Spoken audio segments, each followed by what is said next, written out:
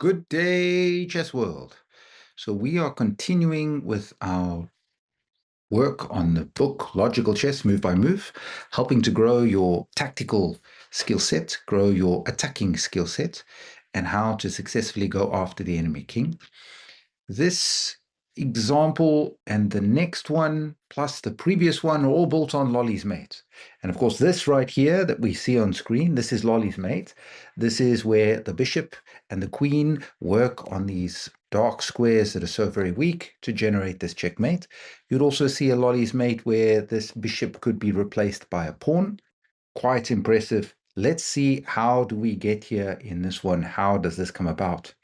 So this game was played way back in 1926, and we're going to see how white plays so brilliantly to maximize their extra development, build up the attack on the king side, and once again, force the opponent to move a pawn in front of the king and then attack those weaknesses in front of the king. So this game starts off with a French defense. First time in the book we've seen the French defense, where black's intended idea is to generate a more closed game. They actually want white to push e5 and have a more closed center. If we look, this is again a good definition of a closed center. These pawns are blocked. There's no movement through the middle. There will only be play on the sides. So in this case, the pawn would move up to c5 and then normally c3. And this is what we call the French defense advance variation, where black would look to put pressure onto the center. White says, no, thank you. I don't want a close game. I want to keep my options open. They move their knight out to defend the pawn on e4. And now black plays knight to f6, again seeking to invite white to close the center and have a blocked center in this case. So here, white says, no, thank you. I want an open game. They play pawn captures on d5. They now have a semi-open position because there is a semi-open file here on the e-file. And as we've now learned in the previous videos, and hopefully you can understand now, if the center is open, your king doesn't belong there.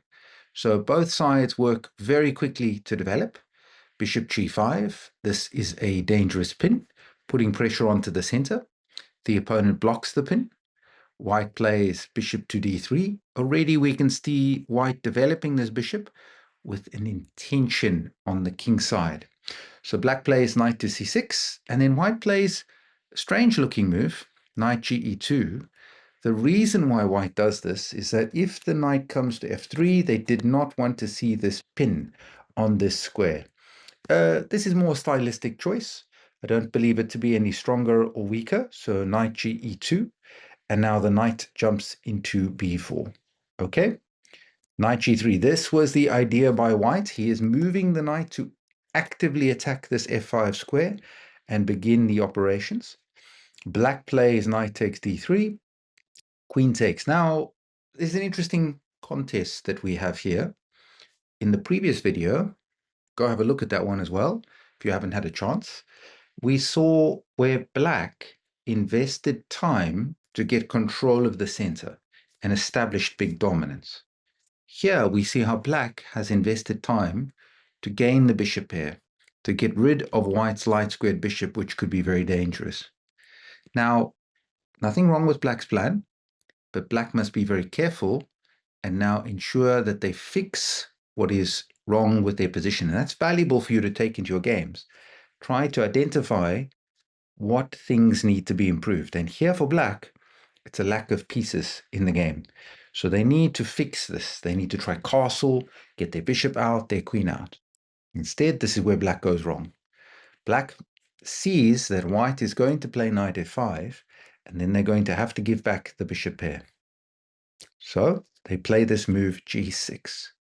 Now, this pawn move is a poor move. They are willingly, as you've learned, hopefully from the previous videos in the series, holes. They have made holes here.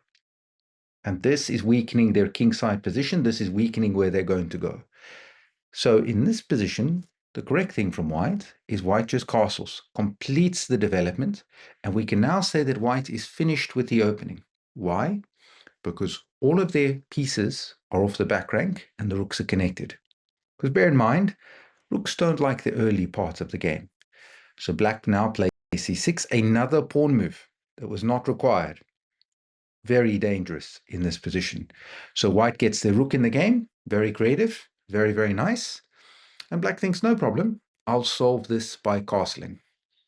And now this is a brilliant positional sacrifice that we're going to see from white. A brilliant combination to maximize their attack against the weak dark squares. And we can actually say that on the king side, black has what we call a weak dark squared color complex, which means a collection of weak squares. Look at all those holes. Look at all those problems. I want you to think here, what could that sacrifice be? What could the idea be? Because this is a brilliant pattern to store in your memory banks and save that will catch so many players out. And that move is rook takes e7. Absolutely brilliant. A positional exchange sacrifice. Now, why do we say that? Because it's not done for immediate material gain. There is no immediate checkmate. But what white is saying is that their rook sacrificing for this bishop is very valuable for improving the rest of the pieces on the board. And we have this contest, this interesting fight where the bishop is worth less than the rook in terms of points, but it's about what remains on the board. And suddenly when we take a close look, black has this rook, and we could say it's this fight against this knight. Everything else sort of balances each other out. And I would say that certainly white's knight on c3 is winning this contest. But let's talk about the practicalities. Why? Why did he sacrifice? What does he gain? Well, the dark squares are so very weak. And of course, black's best defender of those dark squares was the bishop. That's now been removed. So how do we continue? Well, we have this wonderful pin here. The knight cannot move because it'll cost them their queen. So let's put pressure on the pinned piece. Queen to f3. Absolutely wonderful. Continuing pressure. Now they have a horrible situation. They decided to play king g7. But wait, this looks good for black. White has a bishop and a queen attacking this. And surely they cannot get another move in because the knight can't come here. Access is denied. And that means why did white sacrifice? Well, this is, as I said to you, a brilliant positional combination that turns into a tactical forced win. And this is really wonderful for you to remember that was done by Spielmann. So think for yourself, what other piece can join in to target f6? What else could you get involved? And that little clue, if we go back, I was pointing to you that when we looked at this position, it was about this knight on c3. So then the question is, how could we possibly get that knight involved? Well, yes, it is knight straight into e4. And it looks like pure madness. What is white doing? Giving up their knight for a pawn, another sacrifice when they've already given up the rook? But now the picture becomes clear. This pin is the driving point of the position. So now the pawn takes, knight takes. And now probably the best move for black in this case is for their queen to sacrifice on the square. Why would it be a sacrifice? Because if they take, yes, bishop takes check, destroying the knight, and that is removing the defender of the queen. And now we would play queen takes on e4, simply winning, which is wonderful. So they played to keep their material, queen e6. And now hopefully you can remember from the previous game, and you'll learn from this one and the next, this theme of Lolli's mate. Bishop takes check. There is the first step. The bishop occupies this very weak dark square. Now to finish off, think for yourself, how do we get in to get checkmate? Well, we need to get our queen onto that square. So we invade. Queen to f4. By the way, of course, queen to e3 is just as strong. The key is that the queen will infiltrate on the square. So now queen f4, black actually resigned.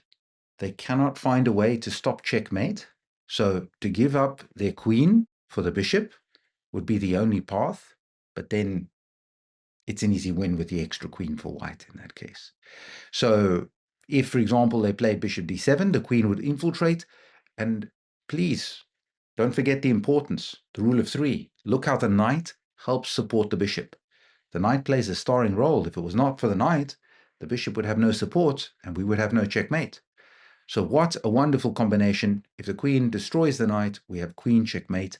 And look at the wonderful occupation of these dark squares. This is impressive. This is valuable.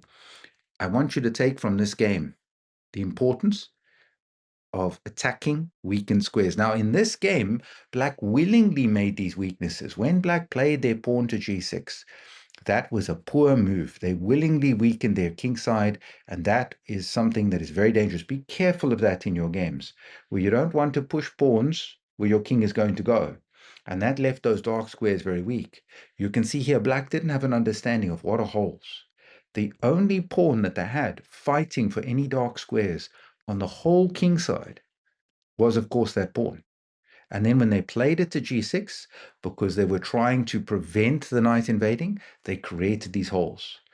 White did not rush in. White did not immediately move the bishop. White continued to mobilize pieces. Then, with this idea of the rook joining in, they destroyed the defender. Store this one in your memory bank. A brilliant idea. Removing the only bishop to defend the weak dark squares, and then white's dominance was too much. Eventually, ending, of course, with success in this case, and getting this wonderful checkmate. So, in the next game, we'll see another continuation of how to use Lolli's mate, just as we've seen in this one. This game was really valuable because we see the weak dark squares willingly made by the opponent. We've learned how we can destroy the defender, how we can occupy those holes, and accurately get these checkmates. So let's go to the next video and enjoy this kind of attack.